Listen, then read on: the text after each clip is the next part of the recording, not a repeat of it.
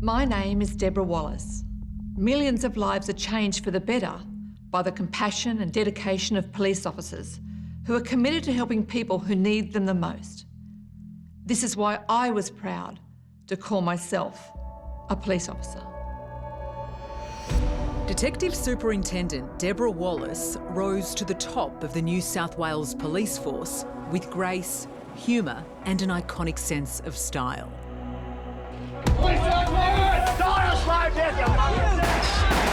The person that was shot is known to police. In her incredible 37 years in the force, Police search warrant! Wallace took on murderers, drug suppliers and bikie gangs. All cases can be solved. They're never cold. And you never give up. In this series of million-dollar murders, we're taking you inside active investigations.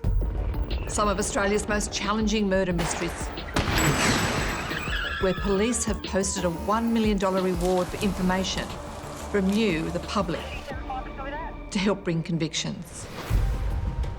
The first case we're examining is the 1991 murder of Amanda Byrnes.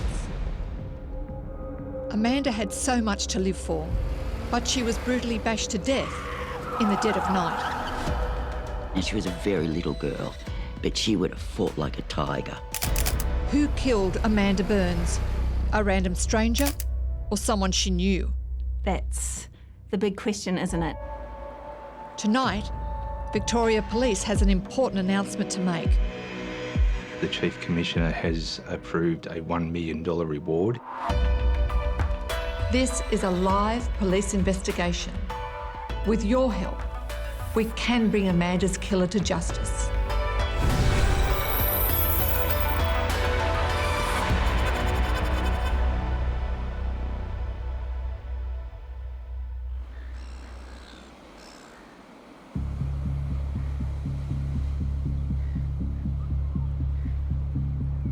Elwood Park in Melbourne.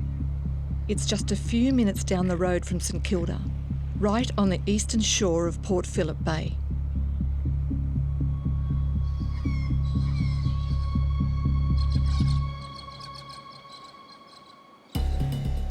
I'm heading to a specific location this morning. My journey starts on a public road that cuts through the park.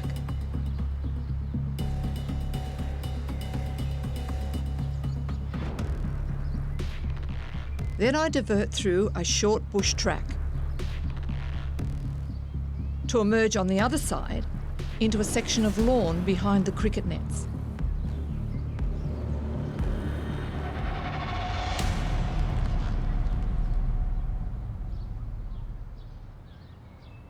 "30 years ago, a killer chose this very spot to coldly dump his victim on the grass.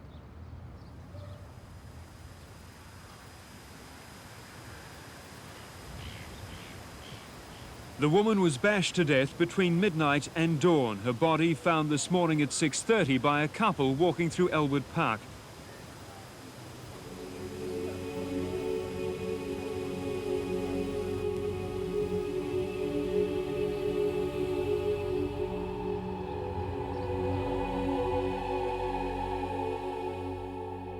On the 7th of April, 1991, I believe that you became involved in a homicide.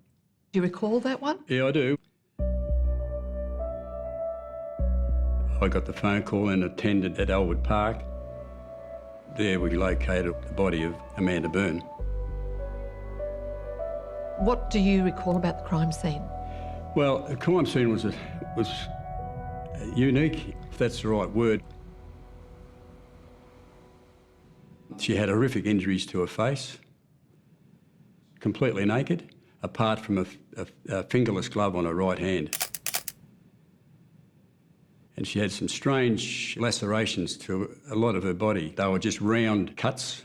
It was a theory that maybe these round divot marks in her body were done with a wad cutter. And if you know what a wad cutter is, a leather tool. She'd been hit with whatever this instrument was on the earlobe, and one of her earlobes was missing.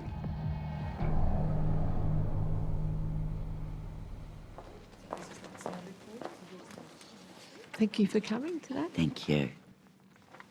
Can you tell us who you are and why you're here? My name's Kez. I'm Amanda Byrnes' sister. Can you tell me about Amanda? She was fun-loving, cheeky, a daredevil, fiercely loyal to her brother and I. I miss her all the time. Like, she's just there all the time. She's just there. How did you find out the events? I worked at the time at the markets in St Kilda. And it was sort of getting on in the day. Somebody at the next stalls had said it was a really weird night last night. St Kilda Town Hall had caught on fire.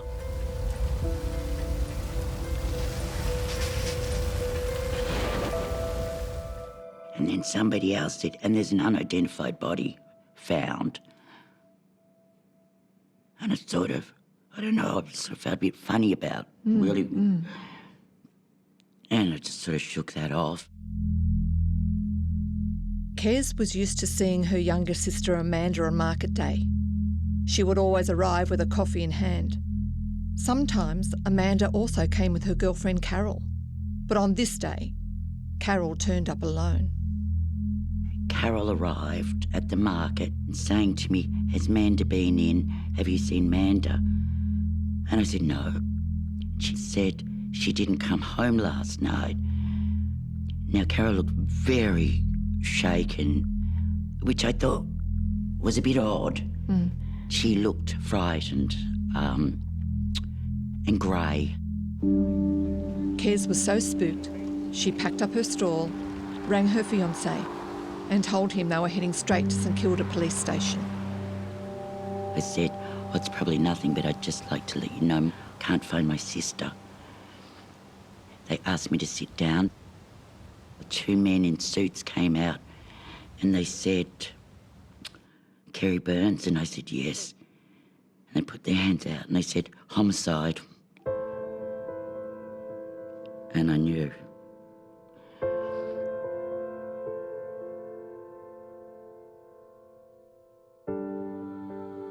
I don't really know all that was done, but it was violent, and she never deserved that. Amanda's mother, Claire, was living in Sydney in 1991. I was just stunned. I just was stunned. To lose any of your children under any circumstances is hard. It's not meant to be that way. She was a ray of sunshine. She was alive. She was excited. Amanda Byrnes was just 23 when she was murdered. She was in a relationship with Carol O'Mara, and they were both addicted to heroin. They supported their habit with sex work on the streets of St Kilda. I don't think any little girl thinks to themselves, when I grow up, I want to work on the cold, dark streets of St Kilda and be spat on and abused and have to take drugs to keep myself warm inside. It's not something you would choose to do.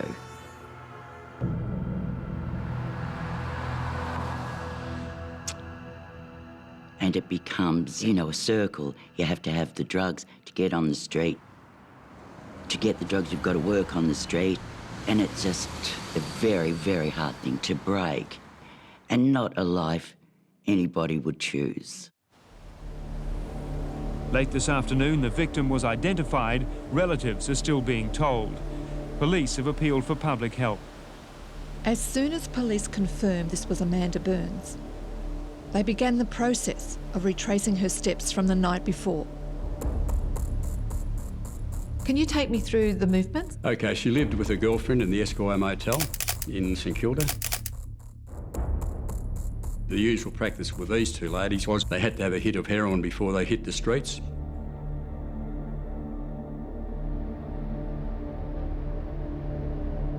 And the usual practice for both of them was to accompany each other to their location where they stood and waited for their clients to come along. And that was usually near the intersection of Carlisle with Barclay Street.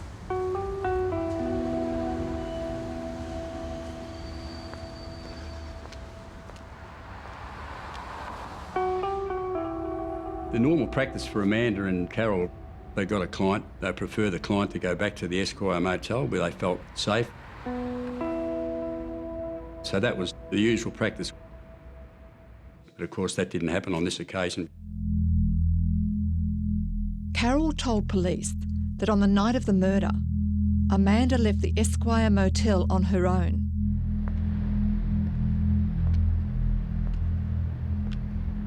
Carol decided not to go with her because she said she needed to put some drops on an aching tooth. So Amanda decided to go by herself, and Carol said she'd follow up and meet her at the location where they usually stood. It was only a few minutes' walk from the Esquire Motel to the girls' regular spot near the corner of Carlisle and Barclay Streets. Carol did attend, but on her attendance, which she said was around midnight, Amanda was missing from the location. So, what happened to Amanda? All we know is that a light-coloured Morris Mini panel van, like this one, pulled up in Barclay Street. And Amanda got in. We don't know if she got in willingly or under duress.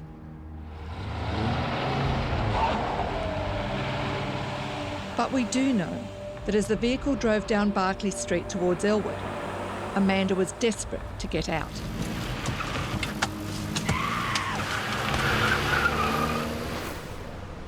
Where were you living at the time? I'm on the phone to Stephen Bravington, who lived in a nearby block of units. He became a crucial eyewitness to the unfolding drama in the car. My bedroom faced Barclay Street, and I was in there just chatting with a brother and friend of his, and I heard a big bang. Stephen ran out to the street to investigate, and what he saw shocked him. Across the road there was a white car, and a girl was trying to get out of the passenger seat. And obviously the driver was pulling her back in. Then he rammed the car into a telephone pole. Was the door open? The door was half open. So she obviously tried to open the door to get out. And the guy was grabbing her and ramming it up against the pole. Amanda's attacker won the fight. He dragged Amanda back inside the vehicle and drove off around the corner into Dickens Street. I decided to go inside, grab the car keys and go for a drive to see, because obviously there was a big problem. And did you follow in the same direction down Dickens Street? Yeah, I drove around for a good half an hour, 40 minutes. And yeah, I just didn't come across anything.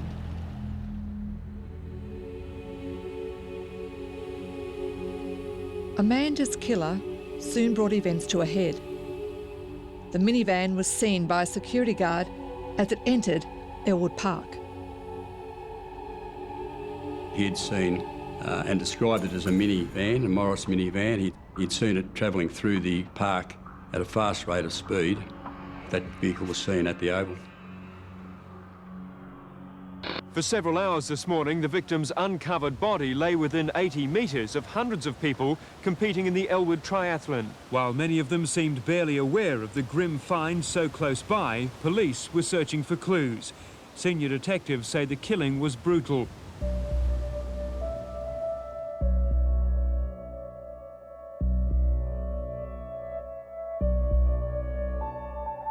Her life was thrown away like a piece of rubbish.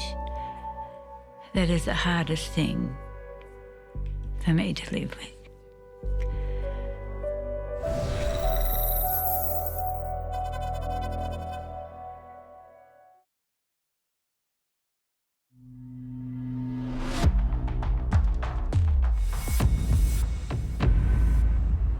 When I worked at the local area command of Cabramatta in southwestern Sydney, a small group of sex workers moved in looking for business. I got to know some of these girls. Each one had a different life story that brought them to the streets, but not one of them wanted to be there. So what was Amanda's story? Tell me about Amanda growing up. What was she like as a child? She had a wicked sense of humour. And she had the biggest heart. She would give you her soul. And she was a treasure. Where were you living back when they were children? When they were little children, we were in Broadmeadows. It was a wonderful place to live. She adored her brother and her sister. They were all thick as thieves. They were always together and they played together. She had to do what her big brothers and sisters did. But Amanda battled with many things in her life, like dyslexia. When she was in grade 1, there was a play and she had to say the words, "Oh, how wonderful." And I remember it because the teacher had written it down and she couldn't actually read it. And she had it in the pocket of her dress and she used to carry it around all the time and take the bit of paper out and go, "Oh, how wonderful," which really broke my heart, really, because she couldn't read, but she just tried so hard. It was never picked up, which made it difficult for her to be employed later on because she couldn't fill in a form. And she was told she wasn't as good as her sister and not as clever as her brother. She suffered with low self-esteem and there was deep trauma. Sexual assault by a family member from a very early age sort of changed her and broke her. Amanda's parents divorced when she was in her early teens. She moved out of home when she was only 15. And when she was 20, she became a mother. She'd had an association with the boyfriend and she had a baby boy, absolutely gorgeous child.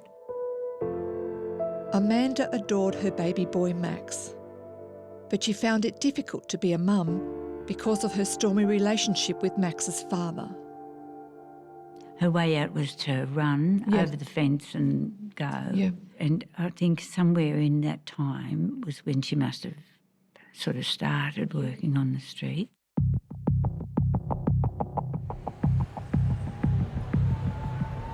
Amanda met Carol in Sydney's King's Cross. With a mutual dependence on heroin, they formed a relationship and moved to St Kilda.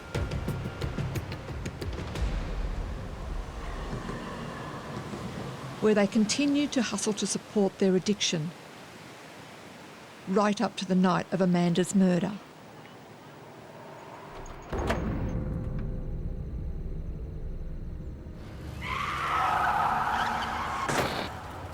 Police say she'd returned from Sydney recently and had been working the Ackland, Carlisle and Barclay Streets area near the National Theatre. Police have established a caravan at the park next to the National Theatre in the hope of receiving information from the public. We worked long hours. I think in the first 3 days we worked from morning through till 3 a.m. in the morning, trying to interview as many street girls as we could.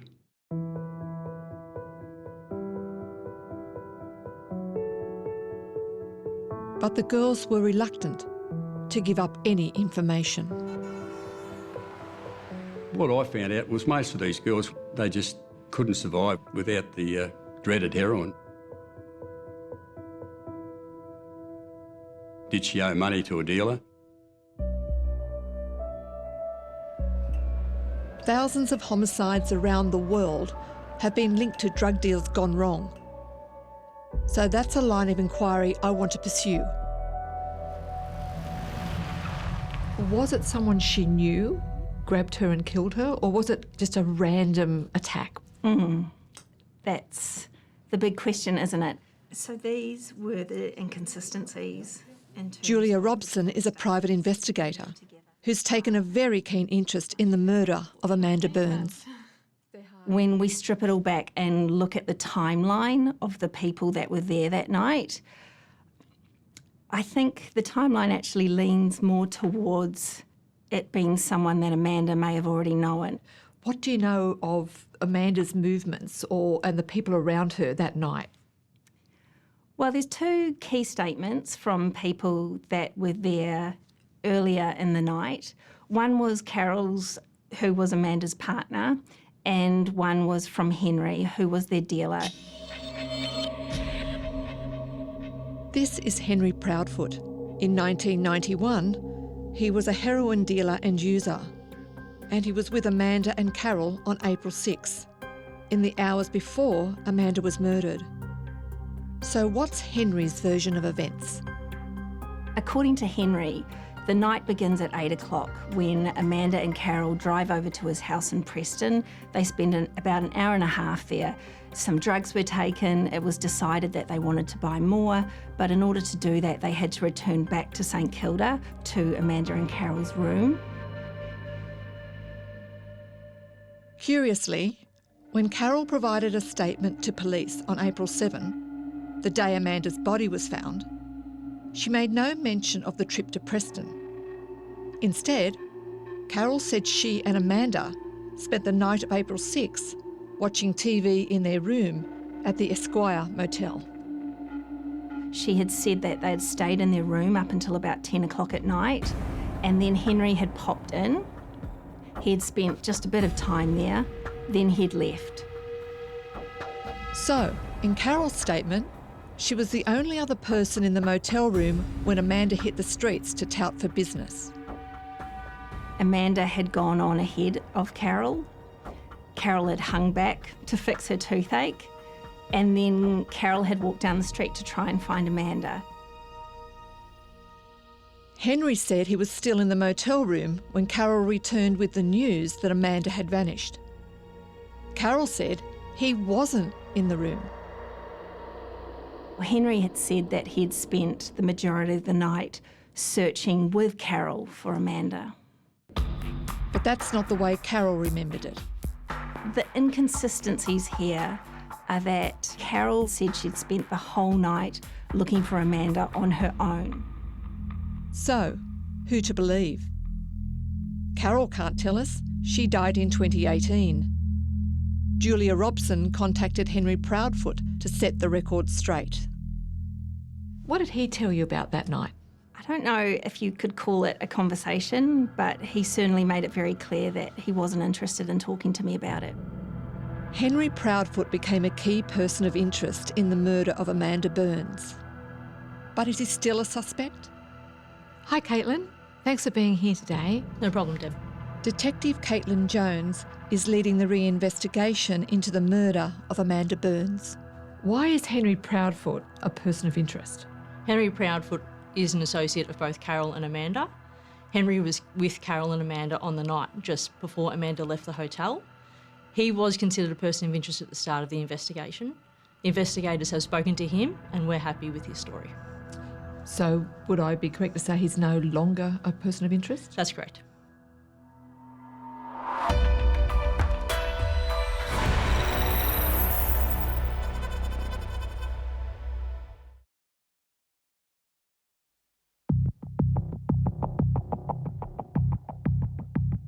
People deal with the loss of a loved one in many different ways.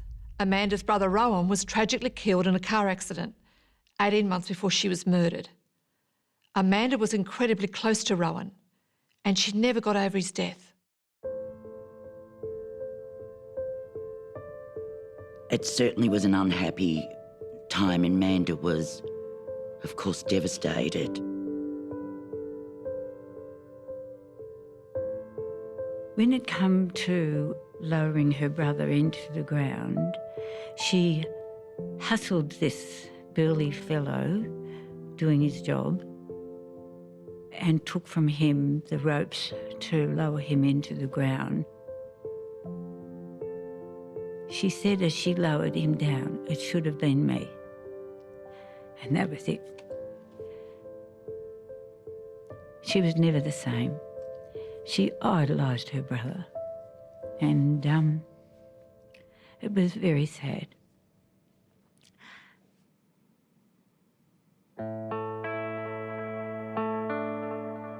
Amanda was down, but not out. Her strength of character was on full display the night she died, when her killer tried to trap her in his vehicle. Now, she was a very little girl, but she would have fought like a tiger. And the police have told me that she certainly did fight like a tiger.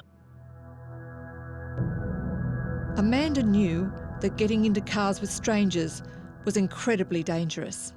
In fact, she'd workshopped the very scenario she found herself in.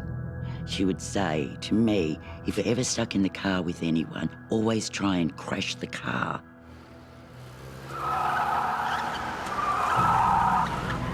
From the reports I read, the car was zigzagging.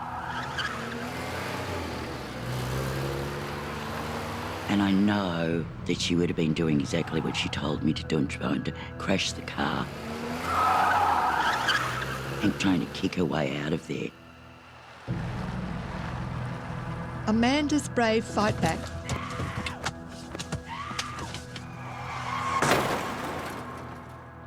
resulted in her killer's car scraping against a tree and a pole, leaving vital clues behind for investigators. At the scene of this accident, what was found there? Some really key evidence. They found a couple of car parts and also a women's high heel shoe. And that shoe was identified as belonging to Amanda and the one that she was wearing that night when she left the hotel. Only one shoe was recovered, leading police to wonder if the missing stiletto was in fact used to bash and kill Amanda. Is it possible this could have been used as a murder weapon? It is possible. It's a similar shape to the wad cutter that has previously been looked at by investigators, but we're open to all possibilities.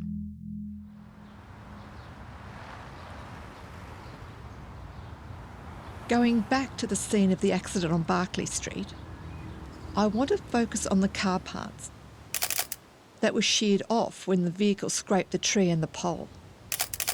One of the car parts was a window winder, and that window winder was identified as belonging to an early model Morris Mini panel van, which corroborates the evidence given by the witnesses. It's entirely possible that Amanda was murdered inside the minivan before the killer dumped her naked body at Elwood Park. So the hunt was on to find the car. A lot of evidence would be in the back of that van. Yeah. Blood, samples. And yeah. There were probably about 1,800 of those vans registered in Victoria. So we sent out a report to every CIB division where one of these vans was registered to. I still have those lists and they are long, but it's an important task. Somewhere in that list is what we need to know. Police released this image of the badly battered light-coloured minivan, and that resulted in more witnesses coming forward. The fire began at the rear of the landmark building and was well alight when fire crews arrived at 1:30 this morning. Remember the massive fire that tore through the St Kilda town hall on the same night Amanda was murdered? Well, the public's response to the fire led to another possible sighting of the van. There was a group of friends that got in their car and drove down to St Kilda to look at the damage that had occurred at that fire. When they were in St Kilda, there was a car that pulled up right next to them. They noticed it straight off the bat because this Morris Mini panel van was in very bad condition. Was it the same car? And who was driving it? Henry Proudfoot has been ruled out of the police investigation, but could it have been another of Amanda's heroin dealers? 2 days before her murder, Amanda was visited at the Esquire Motel by Nikolai Marut, another dealer. Amanda was in debt to him. Amanda owed him about $150. We understand from statements provided at the time that he had knocked on Carol and Amanda's door. They hadn't answered. And as he was leaving the Esquire Hotel, Amanda had come out and approached him. There was some level of confrontation that took place, and although it didn't go any further that night, it's understood that Nikolai was unhappy with how the conversation went. Unhappy enough to want to kill? When there's money involved, there's always motivation.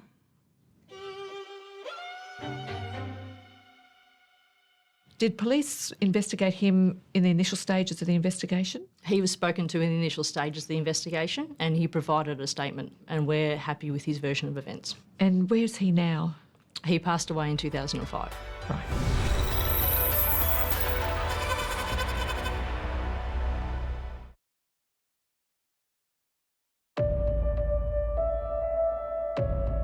To help shine a light on the 1991 murder of Amanda Byrnes, I'm bringing in the man I call the homicide whisperer. Retired New South Wales Detective Chief Inspector Wayne Hayes. I've worked closely with Wayne for many years. He's got an extraordinary record for solving major crimes. Police surround the alleged Comanchero gang member. Prohibited drugs have been located. The bodies of the 60-year-old man and his 57-year-old wife were found last night. We're treating them as a double homicide. I'm Wayne Hayes, 43 years service. I had 13 years of that in the homicide squad. You don't need to be a genius to be a homicide investigator. Homicide is all about detail. It's identifying evidence, but the evidence tells a story. Wayne's here as a sounding board. Thank you for coming in today to analyse the known facts about the murder of Amanda Byrnes. What has struck you about this case? You've got almost all the information you need except the identity of the offender. You've got witnesses that see somebody in a car. You've got a car having a road accident while that person is either being pulled back in or trying to get out of the car.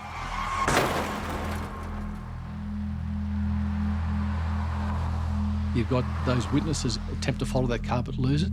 Then you've got, a short time later, the same car going to a reserve where the body is discovered.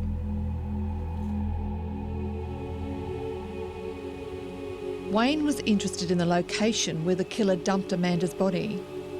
He was also interested in the fact that Amanda was found naked.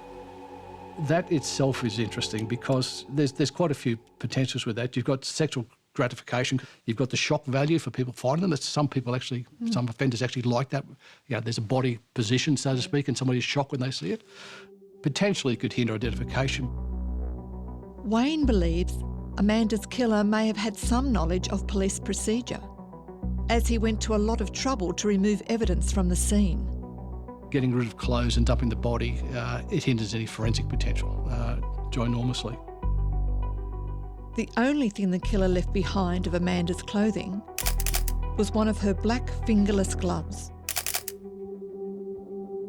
At the time, police could only check it for fingerprints. But now they could check it for DNA. That glove potentially could hold enormous DNA, right? Because obviously she'd be struggling, I would imagine, with the bad guy. This police identikit is the only visual clue to what the killer might look like. It was compiled by Victoria Police with the help of key witnesses, including Stephen Bravington, who saw Amanda fighting to escape the minivan. Stephen struggled to commit the face of the killer to memory, and Wayne thinks he knows why. One of the problems is what's called tunnel vision. When something happens and you're looking at it, in this case, they would have focused on a girl in a car, even though they would have seen the whole picture.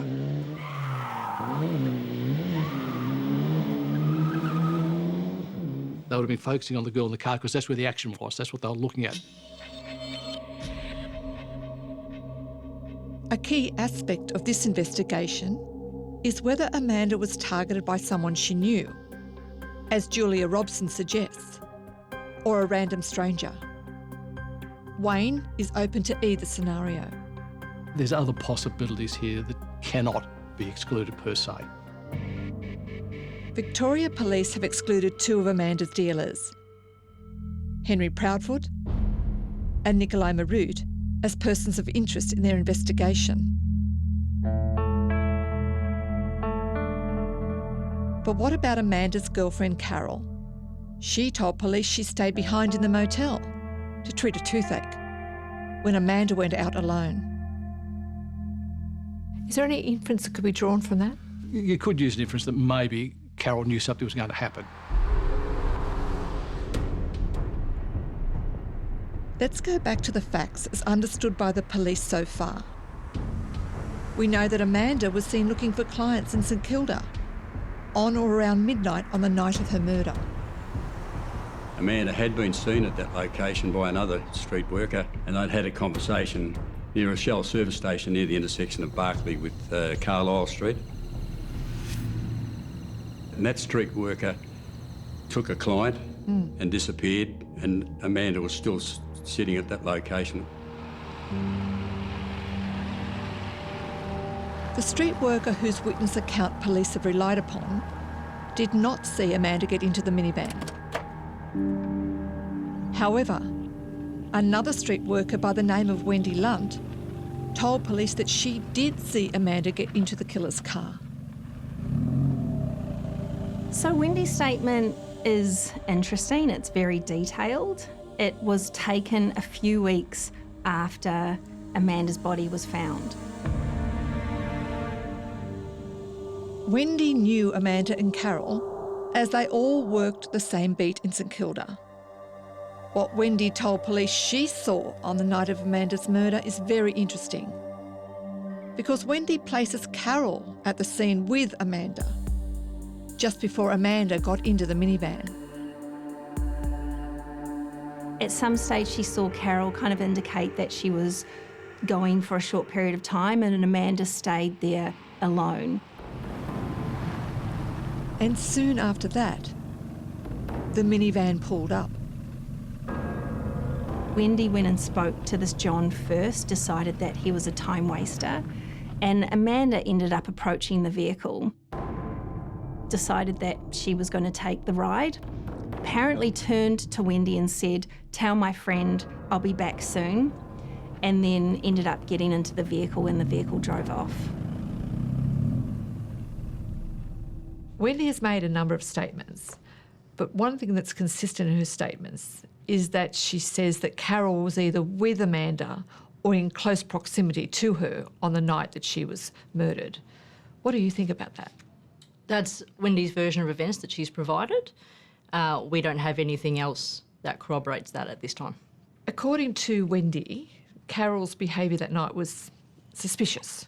Do you think Carol could have been involved in the murder of Amanda? I think that's Wendy's opinion, and that's fine. That's what's in her statement. However, we're not taking that line. I don't think Carol was involved. There's clearly a man that is responsible for Amanda's death. Do I think Carol knows more than she said? Yes, I do. I think there are a lot of secrets about this case that haven't been revealed yet. There's one more thing I want to talk to Wayne about. Among the many violent crimes against sex workers, 2 unsolved murders, Samantha Mizzi and Tracy Connolly. They too were murdered in St Kilda in a very brutal way. 2 other prostitutes murdered in the same location. That in itself slightly adds to the mystery of this.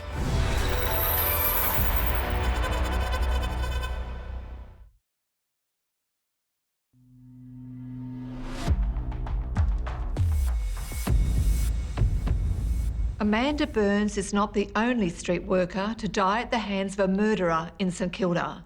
Sadly, many other women have suffered a similar fate, including 2 other unsolved killings, Samantha Mizzi and Tracy Connolly. Samantha Louise Mitzi left her 2 children behind in Malden in central Victoria to work in St Kilda on Monday. Just after midnight, a fellow prostitute discovered Samantha unconscious. At the time she was found, she had severe head injuries and was naked. Samantha had been brutally bashed with a blunt instrument, stripped naked and left to die. Less than 12 hours later, she passed away in hospital. Victoria Police have acknowledged similarities in the way that Samantha Mizzi and Amanda Byrnes were murdered. And there's another connection. Samantha Mizzi's older sister was good friends with Amanda's sister, Kez. Now, when Amanda was murdered in 1991, one of the friends that consoled her was Samantha Mizzi. The Mizzi family also paid their respects by posting a tribute to Amanda in the Melbourne Age. They were not to know that 3 years later, their families would be bound by tragedy.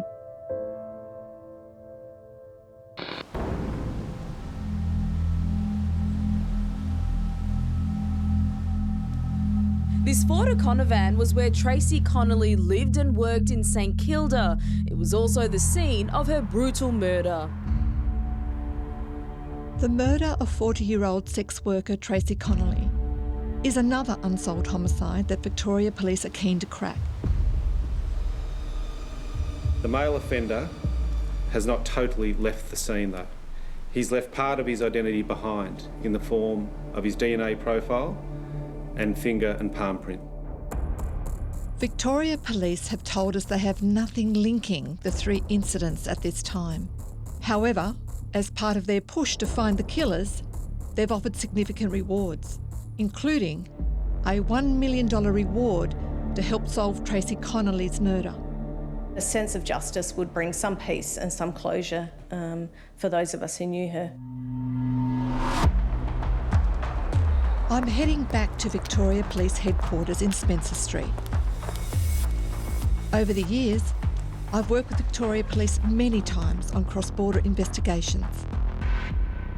But today is different. Good to see you again, Paul. Good to see you, Deb.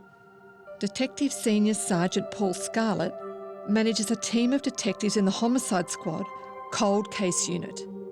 And I understand that you have an announcement to make in relation to the murder of Amanda Byrnes. Yes, I do. In relation to the murder of Amanda Byrnes, the Chief Commissioner has approved a $1 million reward. That's open to any person that rings up with that information that we're looking for that will result in the arrest of an offender and conviction at court. And how can a $1 million reward help solve a case? I think $1 million is still a lot of money in anybody's language, so it might just be that edge that somebody's looking for. I would urge anybody that is holding any information about the Amanda Byrnes murder to ring up whether you think we know that information or not.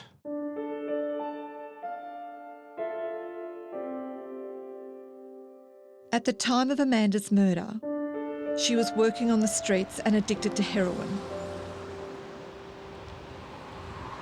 Women like Amanda were not welcomed by many of the residents of St Kilda. They made their views clear in meetings at the City Hall.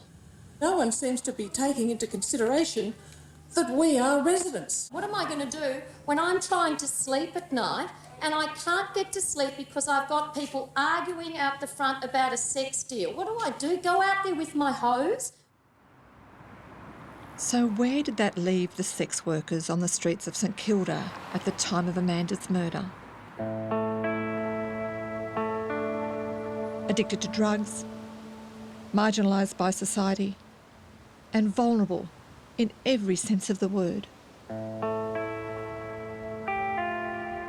It's not surprising they weren't cooperative when police came knocking. Do you believe perhaps there's people that know what happened that aren't speaking out of fear or other reasons? I really do believe that. When Amanda was there, I'd find, some of the girls that she worked with would come and talk to me. Sometimes they were hard, but other times they were so childlike. And what they have to put up with is extraordinary. The violence and the disrespect. Carloads of boys from the suburbs coming in, yelling, spitting at them from windows, throwing bottles at them, calling them names. And yet they pick themselves up. Sure, they take drugs. And they go and do it again. We've touched on the heartbreaking stories of 3 women who were brutally murdered on the streets of St Kilda. These 3 women were mothers, and the children left behind had to grow up without them. She looks like Sadie, the cleaning lady. Samantha Mizzi left a son and a 4-year-old daughter behind. Tracy Connolly was estranged from her family, but she had children too. And Amanda Byrnes was mum to little Max. I'm not out for justice too much. It's justice for her. It's not for me, it's for her.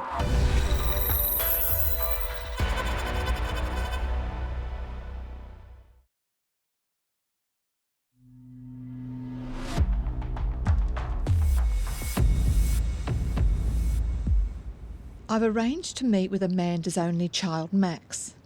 He was just 3 years old when his mum was brutally murdered. It's lovely to meet you, Max. G'day, Deb, how are you? Thanks for coming in and having a talk with me today. It's no worries. What has your family told you about your mum?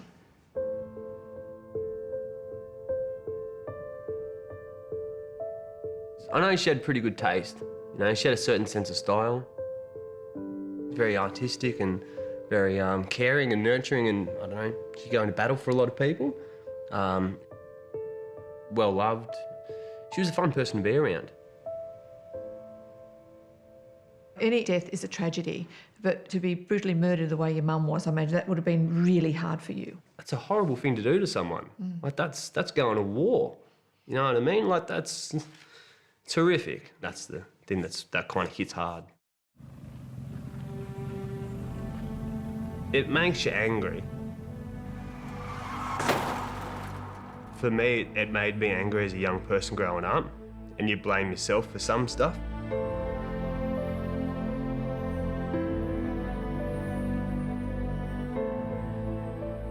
But I don't want to get angry about it. Yeah. You know, and I want to try and have a positive note on things. Yeah. You know, that's the best thing you can do. You have to accept it. You know, it's just something you have to accept. Max is a remarkably well-adjusted young man living a full life. He's bought a house and he's got a great job. But Max is also painfully aware of the trauma that his mother, Amanda, endured, right up until the day she died. She was using hard drugs. Yeah. You know what I mean? Like if you're 18, 19 and you're using heroin and you're working on the street in prostitution, that's pretty serious shit. There's some stuff going on in the back of her life that's pushed her into that. I've been told that she had been abused by my family member, which is not something I really like to hear about. That's pretty upsetting. That's almost as upsetting as the incident itself. I'd say she was probably struggling and suffering in silence quite significantly, yeah. Max lives in Brisbane and only occasionally comes to Melbourne to see family. It was unsettling the first time I come down here on my own. When I'm down here and I'm around St Kilda, I do give it some thought. I was actually listening to music that she used to listen to and like around here in St Kilda this morning, just to, you know, get a bit of a feel of how things were for her. So. And what sort of music was it? Well, I know she liked bands, Aussie bands like weddings, parties, anything, and she did like Sonic Youth and a few like indie bands and stuff like that. So she had nice taste in music. I like the same sort of thing, so yeah. Amanda was a fighter, right until the bitter end. At the age of 23, she was working hard to overcome her childhood dyslexia by teaching herself to read. When I was gathering her things after she had died, there was a book I'd given her. It was George Orwell's Animal Farm, because I told her about this book and I was lucky enough to go to university. Now, I didn't see this book until after she died. And I opened it up and all these words were underlined and marked and I could just see her sitting there, all the words she didn't know that she had to look up, and she finished that book. I didn't, at the time, realise how hard that would have been to finish that book until I found that book afterwards with all these underlined things and cornered pages and just... She was tough.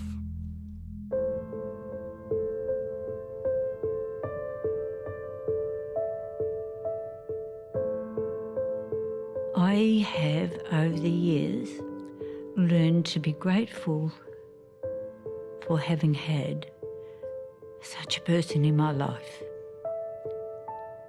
She was a strong fighter, and she fought to help people and do things, and never ever got to achieve what she was put on this world to do. Kerry, what do you hope a show like this might achieve for you and your family? It certainly would be peaceful, not to be wondering all the time, who is this person, what have they done, and then the anger you feel. For Amanda, it would show that her life was worth something. There's a lot of people who want to solve this case, and maybe you can help. If you know who was driving the minivan that night in 1991, or if you know who this man might be, get in touch with Crime Stoppers. $1 million reward has been offered for any information. How do you think that can assist? Well, money's a motivator, isn't it? So hopefully that might drive someone. I'm not out for justice too much. It's justice for her. It's not for me. It's for her. You know, she was a good person and she deserved better than that.